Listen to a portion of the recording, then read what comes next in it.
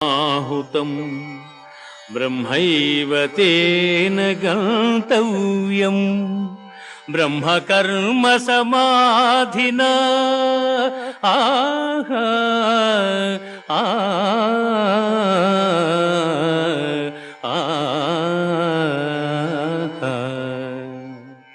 యజ్ఞపాత్రము బ్రహ్మము, హోమద్రవ్యము బ్రహ్మము, అగ్ని బ్రహ్మము, హోమము చేయువాడు బ్రహ్మము. బ్రహ్మకర్మ సమాధి చేత పొందనగు ఫలము కూడా బ్రహ్మమనియే తలంచవలయను.